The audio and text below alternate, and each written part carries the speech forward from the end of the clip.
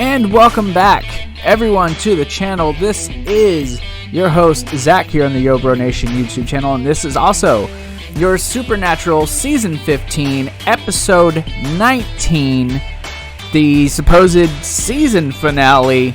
This is Inherit the Earth review, and it was actually a lot better than I believe I was expecting, if I'm being completely honest. It turned out to be a lot better than I had initially anticipated. Andrew Dab said this was the season finale. Next week's episode will be the quote-unquote series finale. And after watching this, I'm not even gonna lie, I have absolutely no flippin' idea what they're going to do next week. Honestly. But the episode was actually surprisingly really good. Well, I can't say surprisingly. I love the show, but it was a lot better than I was starting to think it was going to be. And you know, shame on me for not having more faith in the show. But doesn't mean it didn't have a lot of problems.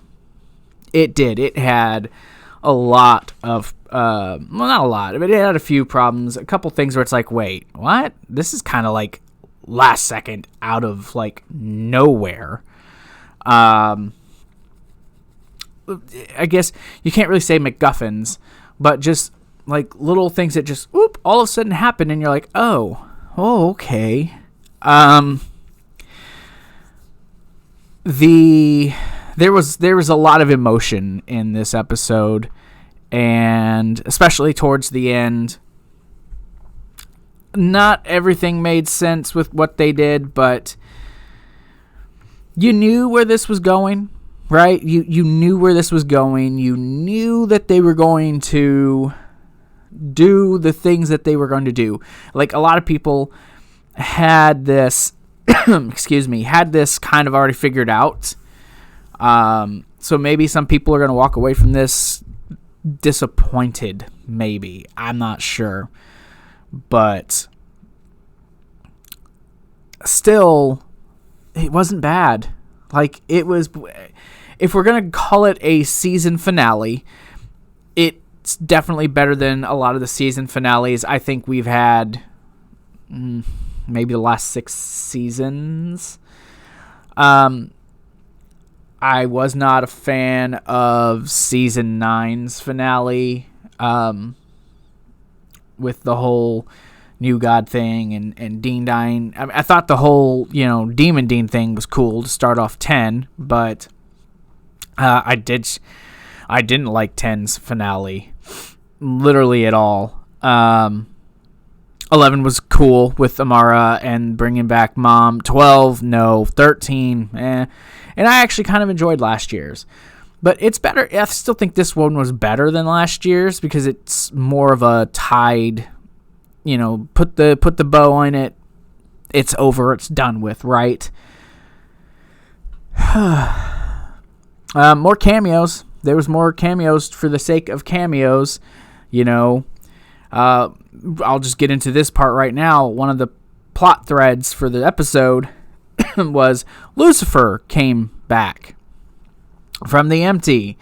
And at first, it's like, well, the empty sent me back. Oh, okay. That makes sense, right? The empty could do that. The empty has that ability to be like, I want you out of here. But no, then we find out that actually it was God. This whole notion of initially, well, God has no power in the empty, but Jack did.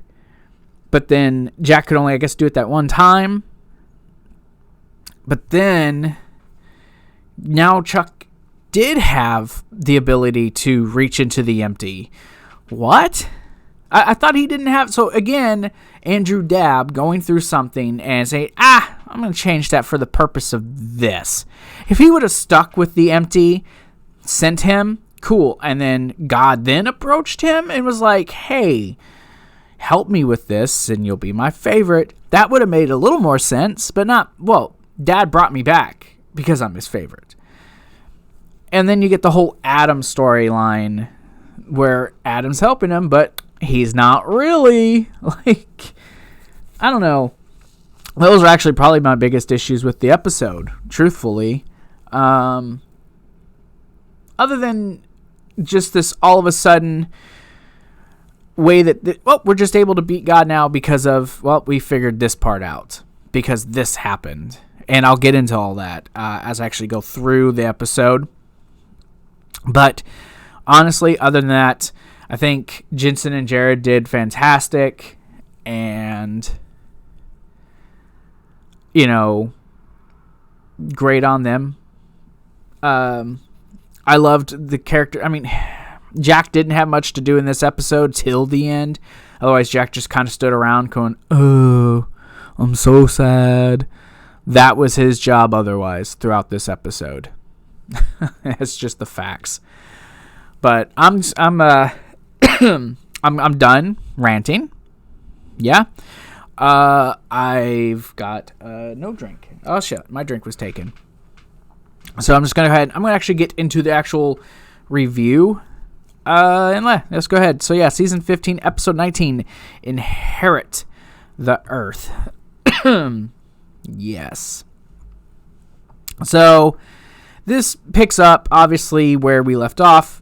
You're seeing places across the globe. I think they showed like Japan and other places with empty cars, empty streets, telling you, yeah, there's no one left on the earth. This is it for them. You see Sam and Jack, they're kind of walking. Dean pulls up in the Impala. Sam feels bad, that he couldn't save anyone. Jack asks, where's Cass? And Dean's just kind of, he tells him, he died saving me. But Dean does figure that everyone's gone. And then Dean's like, I'm sorry. So they just start walking. You see him walking into a town. They go into like this diner and it's completely empty. You can still hear like bubbling oil in the background. Like this place is just empty. Dean points out on the TV an empty football arena. And you're like, oh hell, man. And he's like, talk about sudden death, right? Jack is outside. He's trying to reach out to Cass, but he can't. Sam then goes into this, and this is the thing. Jared really did good in this episode, really conveying how Sam was feeling. How Sam felt really bad about not doing what he feels like he should have done. He's like, I tried to play this card, and it didn't work, so every bit of this is on me. And poor Sam, poor Sam is always the one who ends up doing something trying to do something good. It always turns out to really blow up in their face, right? But he blames himself. He says, he did this. He pulled a thread and could have just gave Chuck what he wanted. But he says, I tried to do it differently. And Sam at this point's pretty much given up. He really goes into depth about how he's feeling. And they're all like, we can't give up. He's like, what else are we supposed to do? So we see them both. We see Sam and Dean standing outside by Baby. And Chuck shows up, asks, are you enjoying your alone time? They tell him, hey, you win. We give up. He says, we'll kill each other, whatever he wants. He says, but you have to put everything back. And he's like, nah. He says, I like this story. He says, you, and I think because I'm a lapdog. He's like, them and Jack on this lifeless dying planet. He says, that's good storytelling. He says, knowing it's because they didn't take a knee. Shame, suffering, and loneliness. And then, of course, Chuck puts himself over because he's an egomaniacal bastard, right? We see him back at the bunker, and they can't sleep. Sam's walking around. Cass. Jack's just kind of laying in the bed, and he's just very much just not knowing what to do. You can see the stress in his face. And we see Dean just passed out drunk. And, Sam wakes him up. Are you okay? He's like, I feel terrific. Jack gets up because he says he comes in and says, I'm feeling a presence, something that's not us. So, and that's one thing about this episode, the way that they shot some of this, cutting between them talking and them doing, saving time in the episode. I think that was really nice. And they did that here where Jack's explaining to them, what he's feeling, and they're discussing it. but then you see them actually driving to wherever they're going, and I thought that was really good. And they do that a few times throughout this episode, actually. So yeah, they stop at a gas station, and Dean finds a dog. Dean ends up calling this dog Miracle, and Sam's like, "What? Here you're gonna let the dog ride in the car?" He's like, "Hey, I'm not giving it shotgun." He says, "Unless you want to trade." A little bit of levity in this episode. Dean's in the car, petting the dog. And it's a really touching moment. And then the dog just vanishes, and you see Chuck in the field waving at Dean, and then he just vanishes. And it's like, what a fucking dick, man. Like, one dog, Dean has a little bit of hope of something nice, and he takes that away too. And it's like, God, he's a dick, man. So they arrive to this old church, and you get a lot of spooky lightning. And they said, "Is this where it is?" And Jack's like, "It's either in here or really nearby." So they're looking around, and there's Michael. He says that due to the fact that, once the rapture, because they kept referring to this was the rapture. The rapture happened. So we're in the book of Revelation at this moment. He says, once the rapture happened, he took refuge there.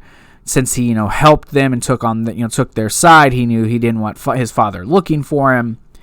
He says, so he avoided using his power so Chuck couldn't find him. I said, what about Adam? And he says he's no longer there. So basically he was taken when the rapture happened. And then they just talk about, poor Adam has no luck, right? So he says, we prayed to you, you never came. He says, that was then, this is now. What do you need me to do? So they take him back to the bunker, and they're showing him God's book, his death book, hoping he can maybe open it. And he does try, but he's not able to. And then so you see Dean and Sam just talking, and Dean looks defeated, and he tells Sam that, they're screwed, man. He's like, we're screwed. And then his phone rings, and it's Castiel, quote unquote. And he's like, Dean, it's me. I'm hurt. I'm out, and I can't get inside. So they rush up, and they get this music building up to the moment. And he opens the door, and it's fucking Lucifer. Ah. And so they let him in. And he's like, if I wouldn't have done that, would you have let me in? He says the empty sent him to use the book on Chuck. He's like, we're a team. And they're like, no, we're not. He says, look, I figured you'd have a little bit of pushback. It's like, so I brought you something. So he snaps his fingers, and then there's this lady chained up. And you're like, I don't recognize her. Who the fuck is this? And they ask the same thing. Who's this? He says, oh, this is Betty. Yeah, this is Betty. She's a Reaper. And they're kind of like, okay. And he kills her. And they're like, oh, yeah, that's good. It's like, oh, come on, guys. He kills the Reaper, and you don't know what he's doing. I have to smack my head there. He's like, oh, don't you know? She's the first Reaper to die since Billy's dead. She's going to be the new Death. So then she comes back. Dean takes the little gag out of her mouth, and she headbutts Dean. She breaks out of the chains. And she's like, I need the book. And they kind of just stare at her. She's like, oh, yeah, they're kind of slow. So she, talks slowly. I need the book to read it. She's going over what she's supposed to do, but real slow. It was kind of funny. Too bad this chick dies pretty quick. So she goes to look at the book. She won't let them in there. We get this nice little family reunion that happens with Michael and Lucifer and Jack.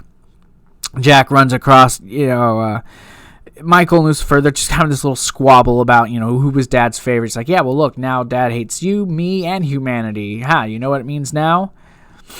And so Death comes in and starting to read from the book. In the ending, that who began everything will then end, or something like that. And then Lucifer kills Death, the new Death. She crumbles into rock, and he takes the book. that's when he explains to us, oh, yes, Chuck, he let him out. Let me out of the empty because I'm his favorite. He's like, do you remember what Dad used to call you? He called you a cuck. And he says to the cuck, I'm like, what is this? What is this that is happening right now? Like, for real? And then he knocks down the boys and he knocks down Michael and he tells Jack, he's like, all right, champ, this is the moment. Either time to join me and your grandpa on the winning team. He says, or, you'll die because you're not getting out of here alive. And Jack's sitting there. Jack's looking confused. He's like, someone's behind me, right? He turns around. There's Michael. I was going to call him Michael. There's Michael with the Archangel Blade, and he kills Lucifer again. So thank you, Lucifer, for making your brief appearance. But I don't know how to pronounce his last name, but Mr. who plays Michael, or not Michael, who plays Lucifer, thank you very much. I know his name, I just can't think of it. Pelagado, I don't know how to pronounce it. Never mind. I suck. Anyway, so yeah. Seeing Lucifer was kind of a pointless issue. So Dean goes to talk to Adam. Well, I put Adam in the notes, but he goes to talk to Michael. And he's kind of bummed. But Dean tells him, I'm glad you were here. He says he's kind of upset that, God didn't reach out to him, but he knows that God knows that book is harmful to him because it's useless to read without death. Dean says, well, Sam kind of thinks he recognized a few of the symbols, so he thinks they're Enochian, so he's like, I'm going to take, we're going to use the Book of the Damned to try to translate it. And I'm thinking, oh, so this is going to be a spell thing. Of course it is. So you see them all doing research. Adam, Jesus Christ, Michael and Jack and Dean. And then Sam shows up. And this is where, again, they do the whole thing where Sam is talking, but then they show them in the action of going to do whatever XYZ plan is. And I actually liked the way that was done. That was good editing style for this episode. I appreciated that. So, they pull up. He says, if there's a spell that has to be done at a particular place with a particular angle to unleash a powerful force that will help them find Chuck and stop Chuck. So they're there, they're doing it, and it stops. And then Chuck's there. And I guess he basically messed it up, right? Or so you think. So he kind of throws everyone, and you find out that Michael also gave Chuck a heads up. And he's like, thanks for the help, but it's a little too late. You did turn your back on me. You did join and get on their side. He's like, no, I'm a good son. And he gets mad. He's like, no. And then you just see Michael start to light up and crack, and he's gone.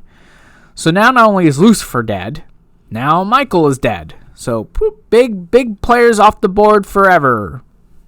Right? Of course, this is supernatural. That never means that's the end. So he gets to the boys. He's like, now to you guys. He says, I thought the whole walking the earth by yourselves was fun, but I'm done with you. He's like, I'm canceling your show. Yeah, show was not canceled. So Sam's like, all right, one for the road. So he punches Chuck. Chuck starts doing something, so their insides are probably turning into mush. He goes to snap his fingers, like, you know what? I can get my hands dirty. And he then goes to beat the holy hell out of those boys, just pounding them, breaking bones and everything, but they won't stay down, and they keep getting beat up. Like, you see him step, I think, on Dean's leg and snap it. Like, it was quite a brutal beatdown, honestly. And you kind of feel like Chuck's almost starting to feel bad for them.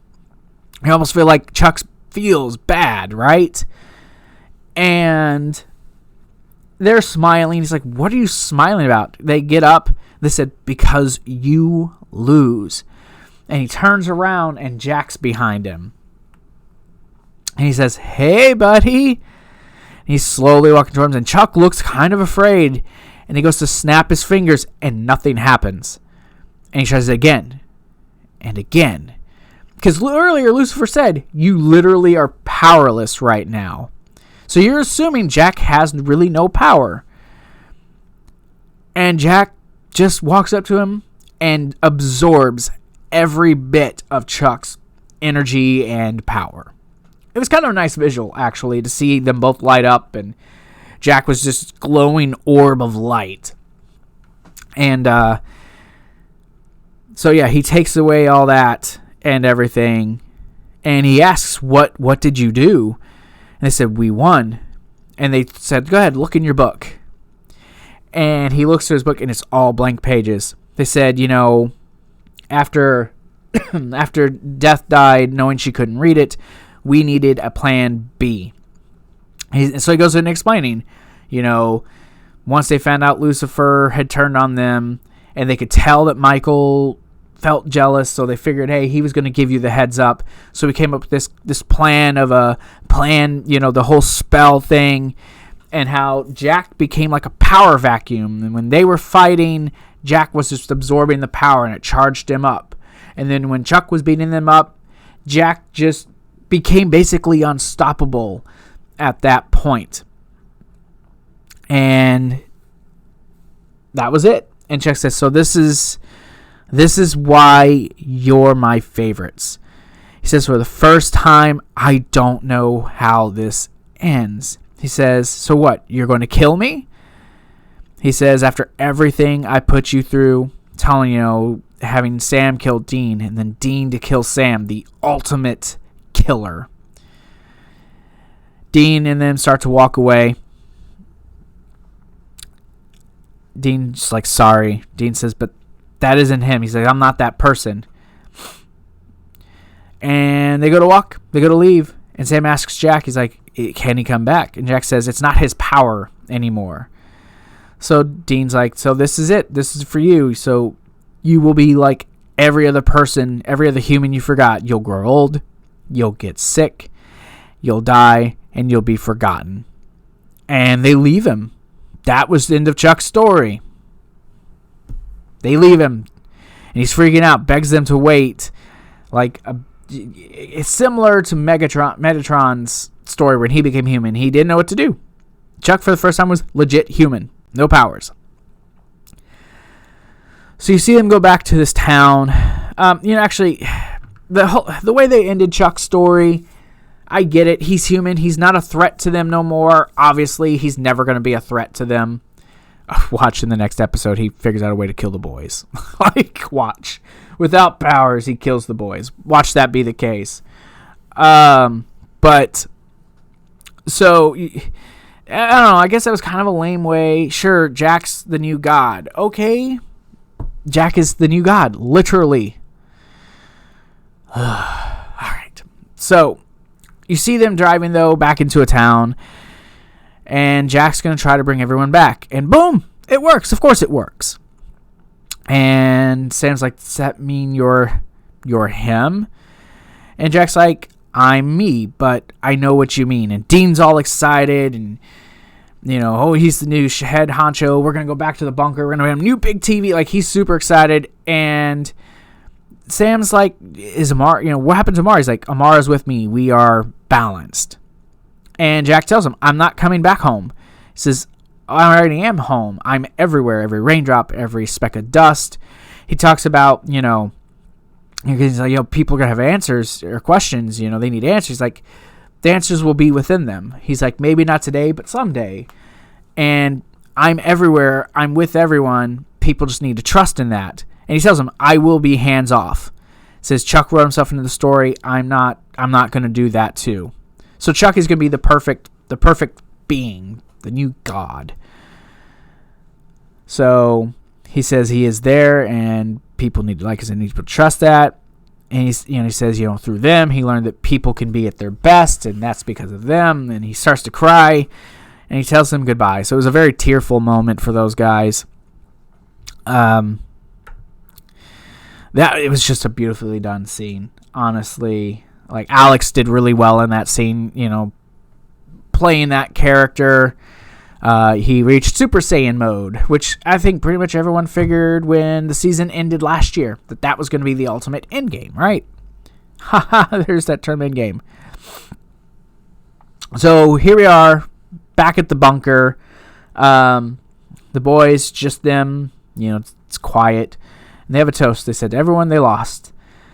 And no Chuck writing their stories, just them going wherever their story takes them.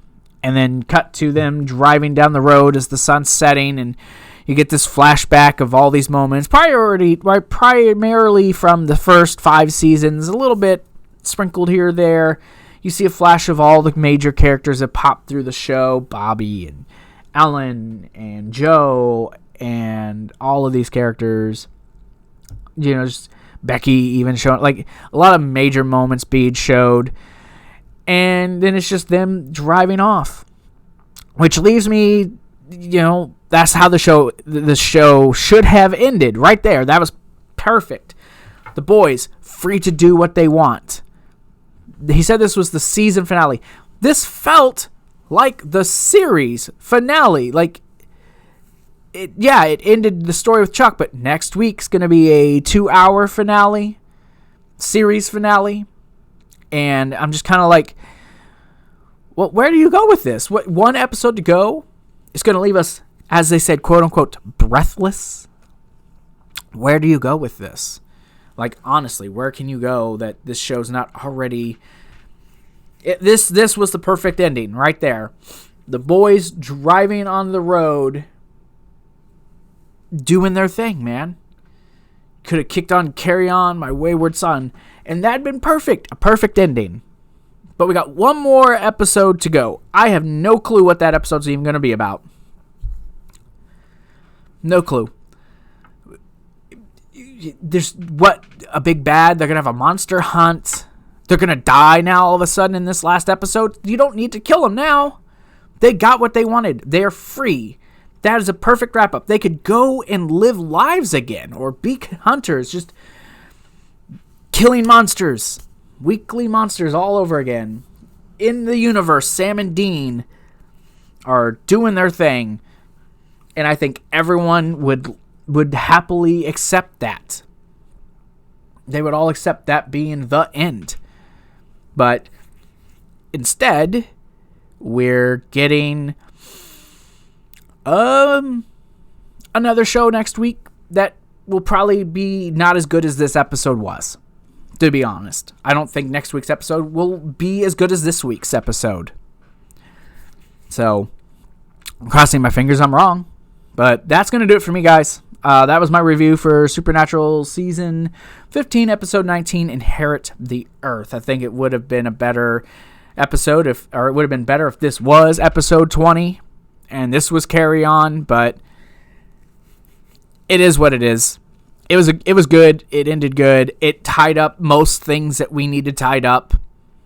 Ended their story arc. It ended the Winchester story arc, man. So, you guys, I will be back next week with the review for episode 20. I have no clue what it's going to be, but I'll be there. So, that's it. Remember, guys, stay healthy, stay safe, and above all else, join the nation. I'll talk to you later.